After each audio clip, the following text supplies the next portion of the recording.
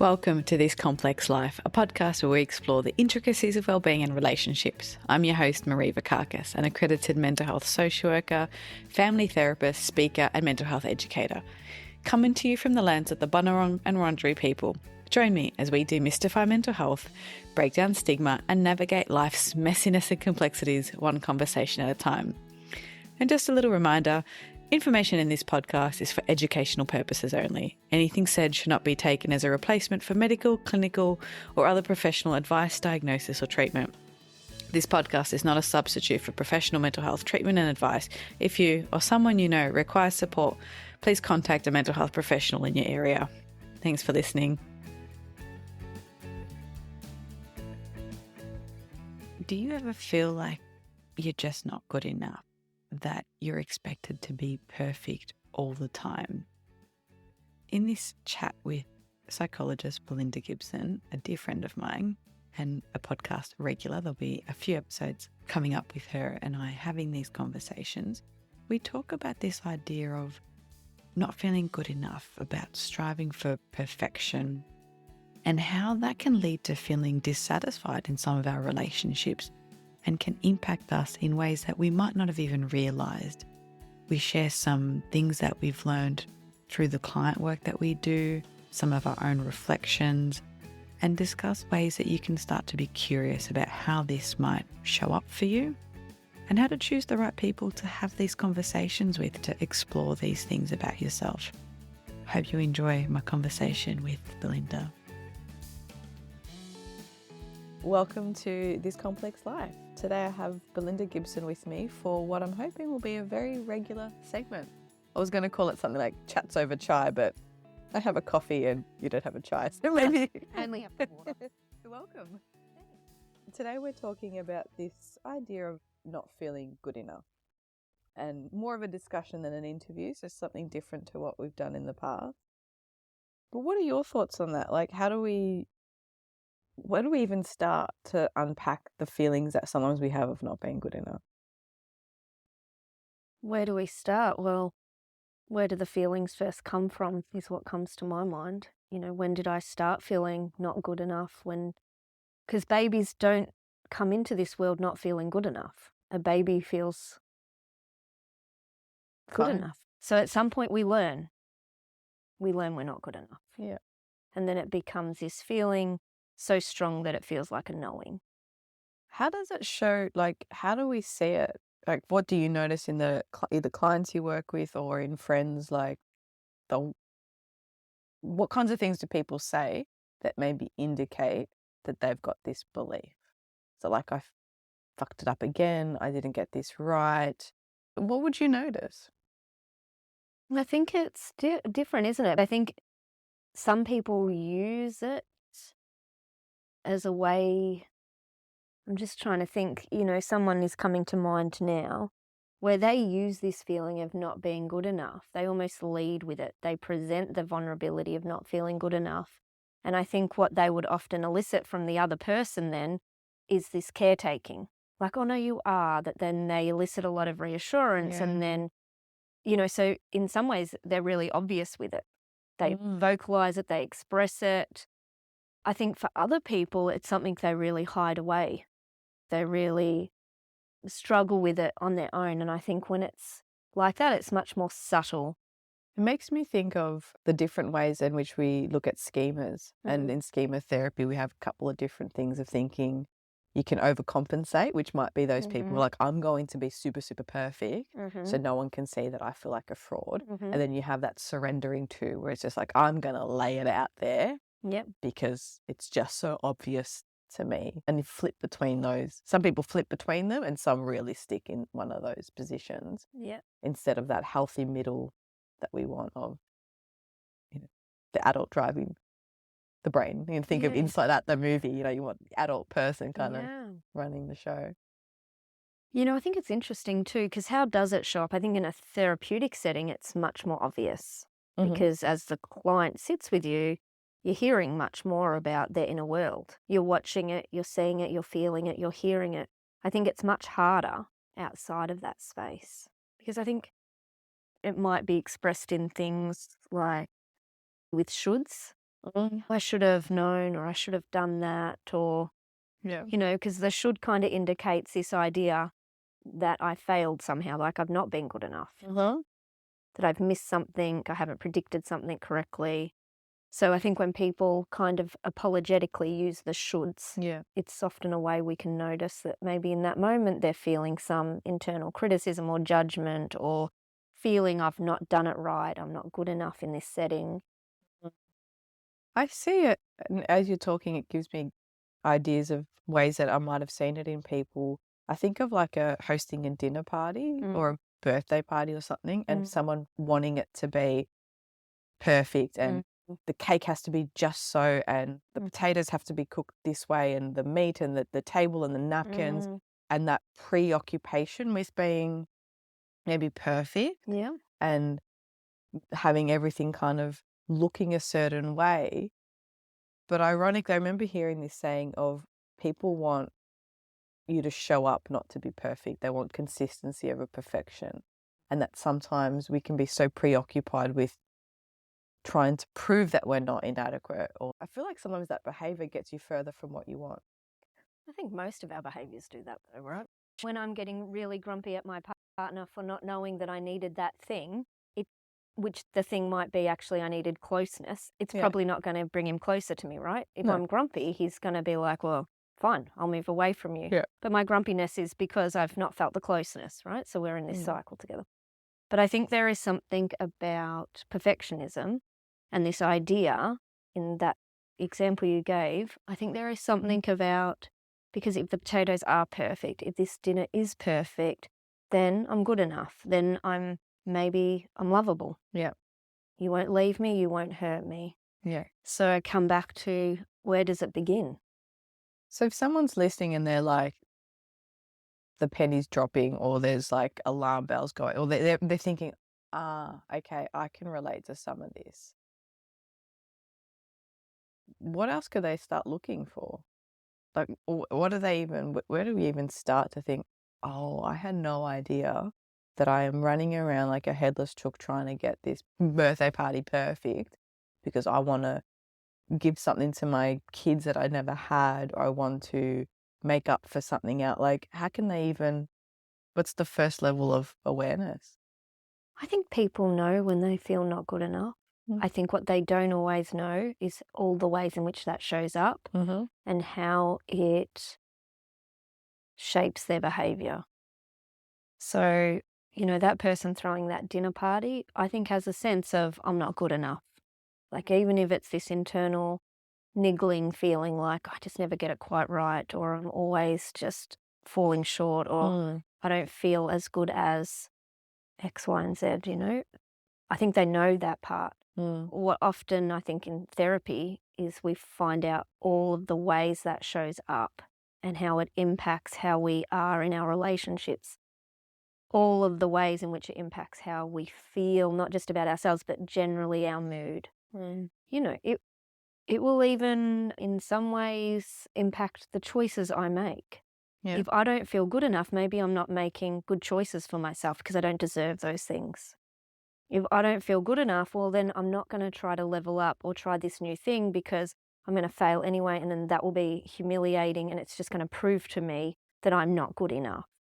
So I think that it's something like, I know when I am having a day, a week, a moment of not feeling good enough. What I'm not always aware of is how that is influencing me in my relationships and choices and behavior. But I think people have the sense. I think that not good enough, it's such a, what's the word, insidious It really is, yeah. feeling. I think people know it, but I think it's about the awareness attached to it is not always there. Is it, do you think it's contagious? Like, because I know anxiety can feel quite contagious. Like when someone around you is really anxious, their energy changes and their behavior, or if someone's flustered or running late, there can be like a little tornado, and that can really suck you in. Does this feel contagious? I'm picturing, let's say, baking a cake, and if that's how this shows up and this has to be perfect, you might prefer to just go buy one and make it, like, just have a perfect cake. Yep. I don't know, whatever's in fashion now, like a nude cake with beautiful adornments and stuff on top. Or you could try that old woman's weekly cookbook and make one from scratch and it be kind of maybe the icing doesn't come out right. Yeah. But that bit of you that wants it to be perfect, what does that then show to other people? I can picture someone seeing that as criticism of them, of like, oh, if you've got this high standard of when I come to your house, this cake has to be perfect, and you've harped on about it for months and months and months, and the cake wasn't perfect and the potatoes weren't perfect. Are you judging me when you come to my house for dinner? Am I not good enough for you? Well, that's Does when it kind your of, not good enough meets my not good enough. yeah, does right? it start to kind of keep perpetuating itself in those friendships? Well, I think if your not good enough meets my not good enough. But if I'm entering that relationship with you where I don't give a flying fuck about the potatoes, I'm just excited to be here. Your potatoes could be really crap. That actually sounds like a conversation we've had before, where I said, this isn't the best, and you're like, this is delicious, thank you. But because that doesn't meet my not good enough. What do Right. you mean by that? Like, I mean that my not good enough doesn't manifest in that space. Okay, in cooking. Right? Yeah. It just doesn't. I know I can't cook. I can't cook. I'm bad at it. Love to eat. Love to eat your food.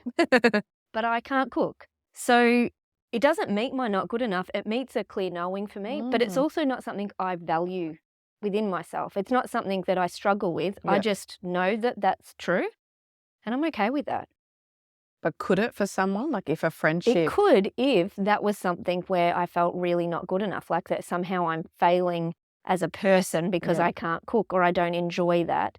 And I imagine that when you talked about contagion, the thing that kind of came to me is where I think it's contagious in a significant way is in the parenting of our children. mm-hmm. See, I like food. Thankfully, my partner is a very good cook, so we enjoy good food in our home because he provides that for us. We'll make sure he listens to this bit. I will. But there is something about, for my daughter, she hasn't attached to cooking as a joyful experience. She likes to eat it. Now, because it's not something that I struggle with in, if you don't like cooking, that means you're not good enough, Yeah, then she doesn't care. It doesn't even know that that's a possibility. Yeah. But if I'm within myself going, oh, I'm failing, particularly as a woman being socialized to, If you vocalized it. well, I think even on an unconscious level, Yeah. if I'm always apologizing, if I'm feeling flustered in the kitchen, if I'm huffing and puffing, if I look stressed, Yeah. then she starts to get this association, this like, oh, am I meant to be good at that?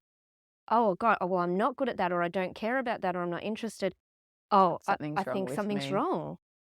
But so I think it's when our not good enoughs meet. Right. So So it's the messages we get.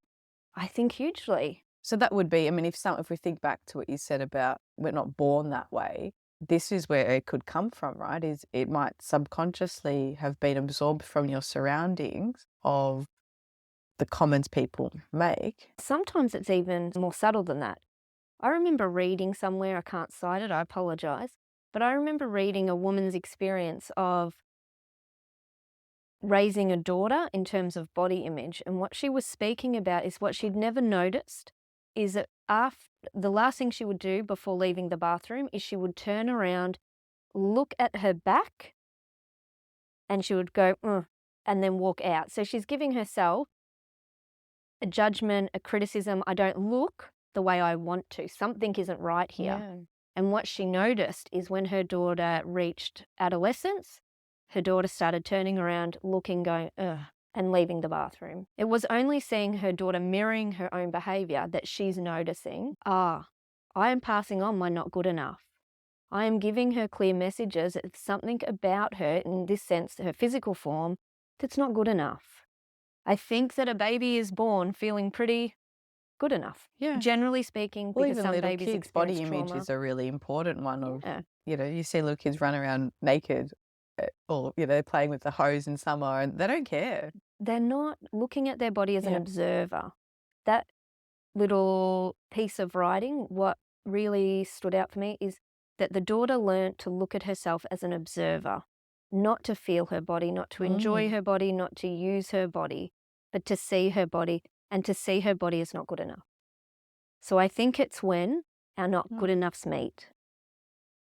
Yeah, it's so tricky because this is where, like, if people are resonating with this, it might be really, it takes a lot of effort to go back and through that, your memory bank, think, where did I get this message?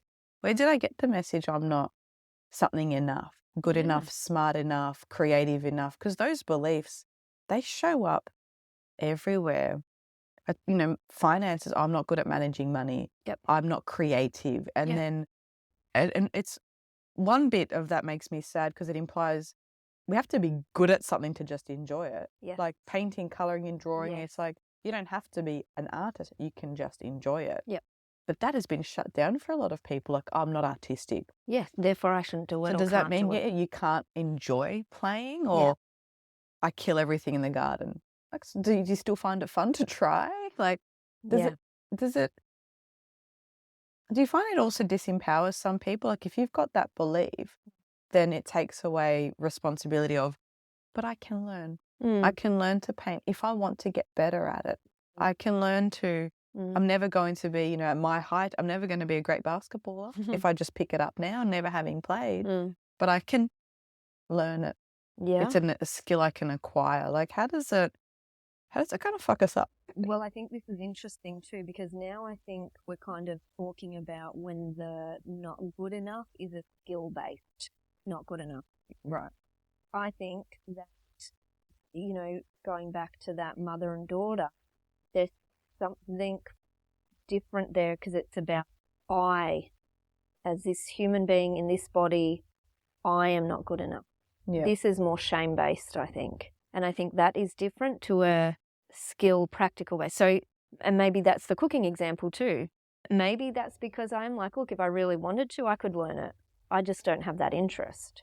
But if I'm feeling not good enough in a more intrinsic way, as more connected to who I am, that is more shame-provoking. And that, I think, is a different thing.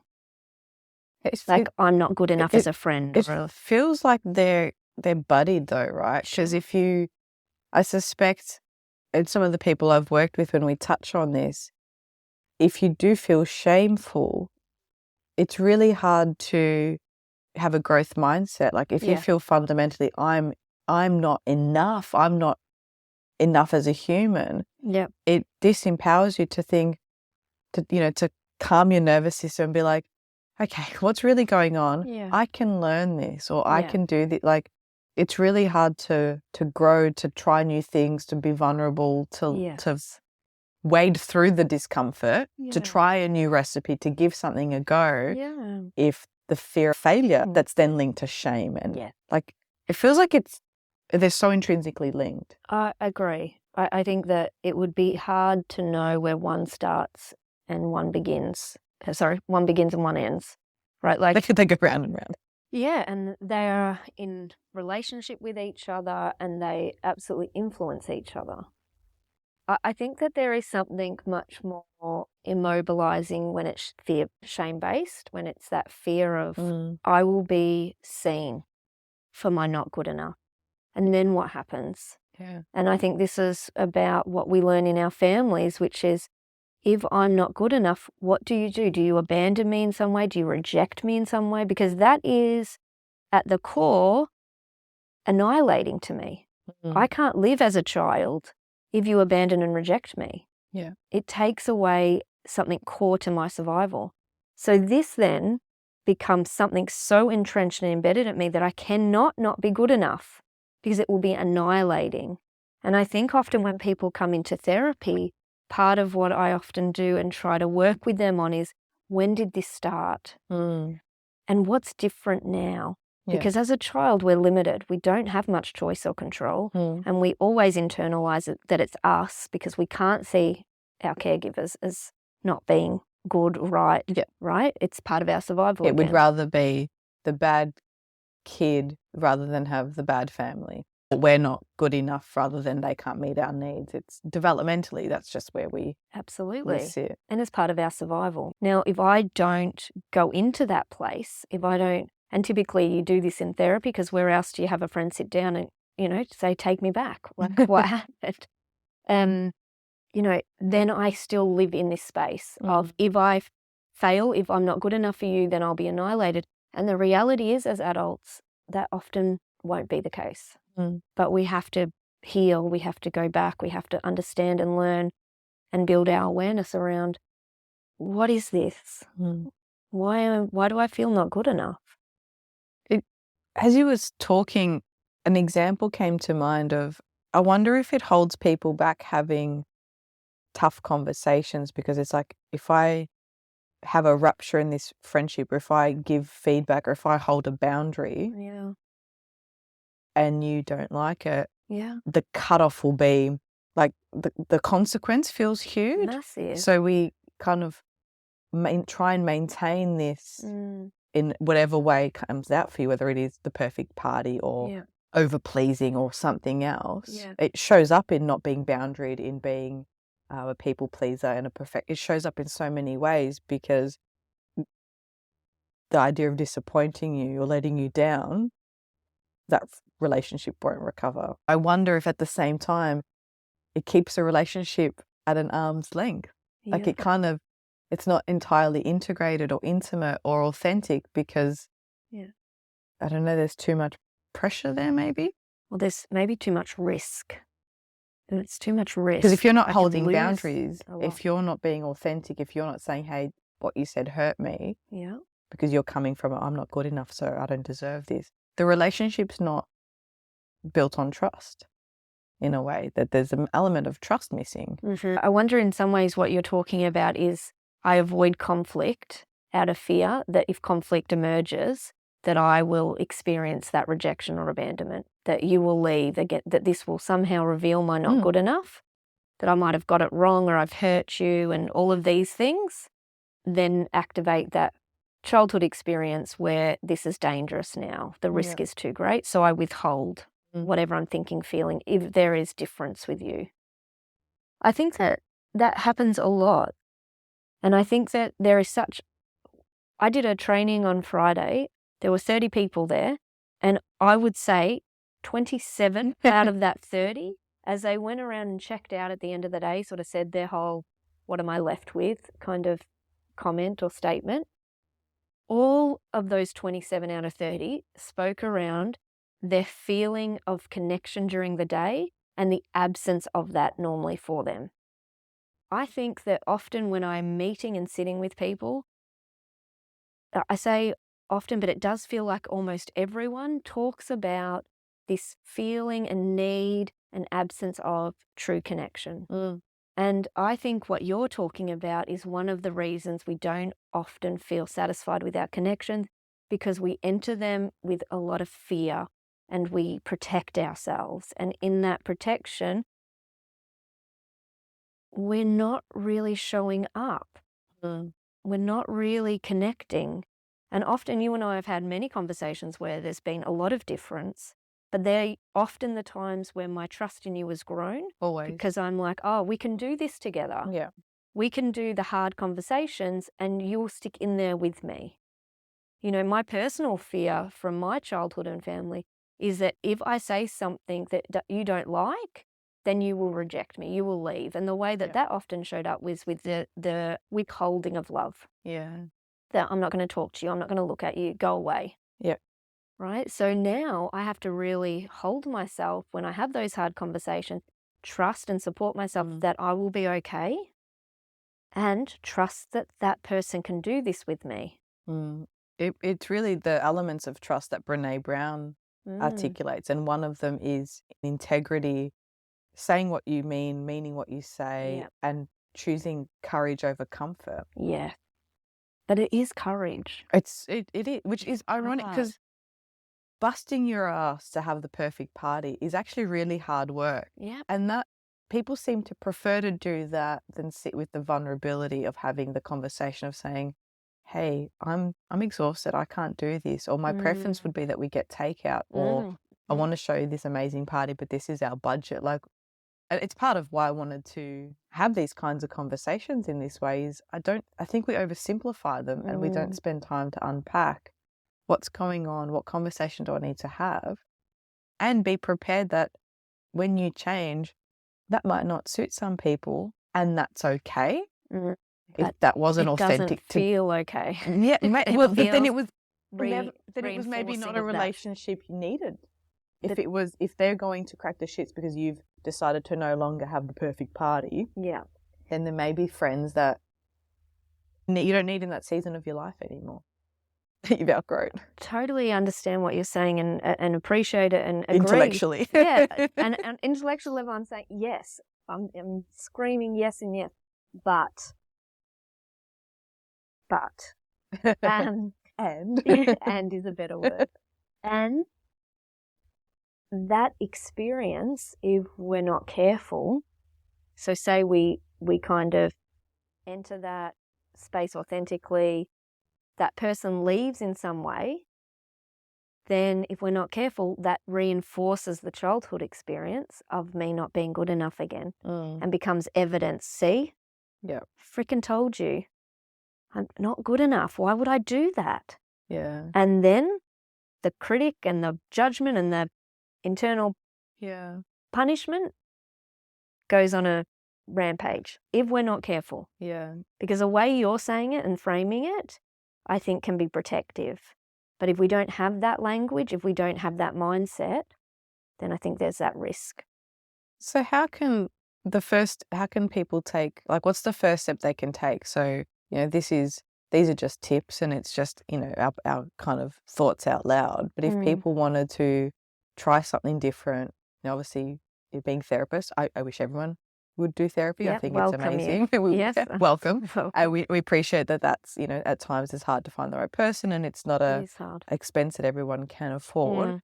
But where can people start? Like, I know self-compassion is a huge one, and I'll put in a link in the show notes. Kristen Neff has some really great self-compassion resources and really beautiful. Have you done her meditation? So No. really beautiful guided meditation, and she's got a self-compassion checklist. Nice. So you can actually see how self-compassionate you are. Yeah. But where else can people start? Like, what are tools that you... Look, I do really want to reiterate I think, therapy and how this can really assist in better understanding ourselves. And there certainly are low-cost, long-term psychotherapy clinics out there if you can find them. But I think, reading the Brené Brown's. Her book, like The Gifts of Imperfection. Starting with that. Yep. She's got a Netflix documentary as well. She does, if you're more into the watching. She's got loads of YouTube little clips even. But I think absolutely reading, watching, and where you can really sort of start the practice of reflecting and being curious, not critical. Yeah. If my clients, anyone that's ever sat with me will have heard a million times. Curious, not critical. Be curious, not critical. Yeah, don't be like, this is just another thing I'm not good at. Right, I can't self-reflect. Yeah. But just curiously, what is happening for me here? Yeah. Am I trying to please this person, or actually do I want to do this thing? Yeah. Do I really care about the potatoes, or is this a way I'm trying to make myself look good enough? Really get curious about yourself. And if you can, find your people. Find your people that can let you be you. I use the analogy, and if you've seen Inside Out, it sort of makes sense of that. But this idea of, think of a bus, and there are different, there's passengers on the bus, but they're all different parts of you. There'll be a part of you that's like maybe sitting at the back bored. There'll be a part of you that's like, are we there yet? What's going on? There'll be a part of you snoozing. Like, we all have different parts. Absolutely. And actually thinking, who's driving the bus? Yeah. Is this my calm, cool, collected, kind of healthy adult self that's taken charge and realized, oh, this feeling's uncomfortable, but it's actually not in response to this. It's something from the past. Or is the 9-year-old you driving, or is it the scared? Like, maybe starting to think about who's in the driver's seat. And are those parts talking, or are they screaming at each other? They just fight for dominance. But actually, when I go in there and I actually get curious about where did these parts come from, what's the purpose, how do they serve me, then actually they often can work together. And sometimes one needs to soothe the other, right? Often for me, my fear can lead. And that's usually a smaller part of me. So the adult part can come in and be like, actually, I can do this for you. Sit back down, right? So if someone's listening to this and they are like, oh, okay, something's resonated with me. I want to share this with a parent, a partner, a friend, without it setting it up to fail by just sort of saying, I don't know, sharing this, saying in a text message, being like, listen to this, let's talk. Like, how can people introduce this topic to someone? The first thing, though, I have this caution, is choose your people. Right. Choose the people that are safe. Right? Choose the people that can do that with you, that have shown in some way that they can be with you when it's hard or uncomfortable. Choose your people. Yeah. Look for people that are safe, because especially if you're just starting out in having these conversations, and check with their willingness to do that. Ask them, is this a conversation that you're up for? Yeah. So I've scripted this sort of stuff with clients in the past where we've actually helped write a draft text message of saying, or, just saying, hey, I've been working on understanding myself better, or I've been going to therapy, whatever the situation is. And there are a couple of resources I found insightful. Would you be open to listening to this with me or in your own time? So we can then have a chat, or I can tell you what bits resonated for me, or this podcast or this blog post articulated something in a way I couldn't. Yeah.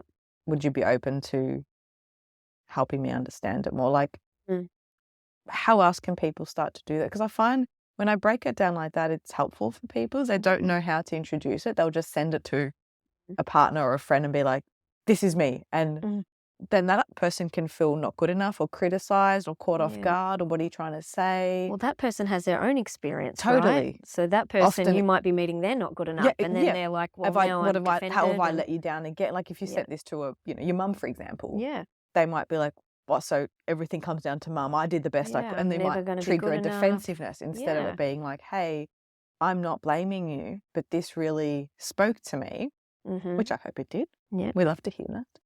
Can we talk about it? Or can you have a listen? And if you feel okay, let's have a chat. And talk about the talking, like discuss how you're going to discuss it. Yeah.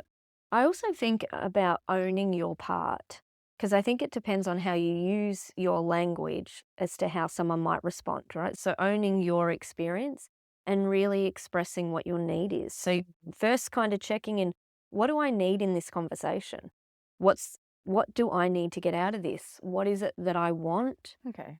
And how can that person support and provide that? Because sometimes if someone was kind of coming at me with something and I don't feel like I have any idea what you want from me, one, I might then offer something that isn't, so you feel let down again or misunderstood, right? So then I might be inadvertently like replaying. if they want to vent, but you're trying to problem solve, or they want to explore and you're trying to just apologize, like whatever. Yeah. Okay. So even just being clear on what is it that I need or want in this interaction, so I can ask for it. Sometimes with my partner, when I'm feeling whatever upset, he loves to offer a solution. That's so annoying. I'm an intelligent woman. I already thought of that. That's not what I need. Yeah. So now what I do is I go in really explicitly. I want to tell you what happened today. I don't want you to offer a solution, but after I finish talking, can you please hug me tight? Yeah. He can do that. He feels equipped then. He doesn't feel like I'm setting him up. He doesn't feel like I'm going to just discharge whatever, my anger on him. He's like, yes. Enthusiastically, yes. Let's do that, because it's clear. And I know then what I need and I can get it. So we're sort of saying in sum to think about who we choose to have this conversation with, then have a think about how you want to have the conversation, and starting to have some clarity around what you hope to get from it, and letting them know that. So do you want insight? Do you want a dialogue? Is it just, hey, I listened to this episode and I had all these thoughts, I want to share them with you, or I want to hear if you've had these same thoughts. Yeah. And maybe you don't know what you want. Yeah. So even just saying that actually, all I know is I want to talk to you about this. Yeah. I don't know what I need from it. Awesome. Good stuff. And if people want to unpack this more, find a good therapist. Yeah, I And- think so. And I think they're conversations where there's still a lot of destigmatizing we want to do about mental health, but this isn't like, not all therapies are around recovering from mental illness. These are the kinds of things that it can be roadblocks or mind blocks in our lives, or, you know, get us stuck in different sort of patterns. So therapy can be really helpful to unpack all of these things. It's not necessarily just for mental illness. I would say 99.9% of my clients come because they want to understand who they are on a deeper level and how they enter the world, how they enter relationships, and how they get or interrupt themselves getting what they need. Same. I think it starts off sometimes with symptoms that feel pressing. Yep. Like I'm feeling too anxious or overwhelmed. Yep. And then once we get through a few of those sessions through, then it's, there's all these underlying things. Yeah, like I'm feeling anxious because I feel like I can't cope with what's going to come. Right. And so I'm spending all this energy trying to predict and control my environment, and I'm exhausted and I'm constantly scared. So hopefully that gives people somewhere to get started. I hope so.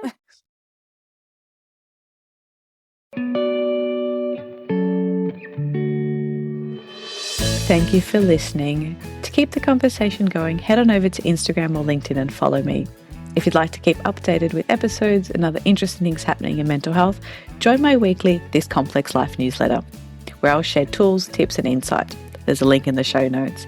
Got a question you want answered? Shoot me an email or a DM. I'd love to hear from you. And if you enjoy the show, I'd really appreciate it if you could leave a rating and a review. It helps other people find the podcast.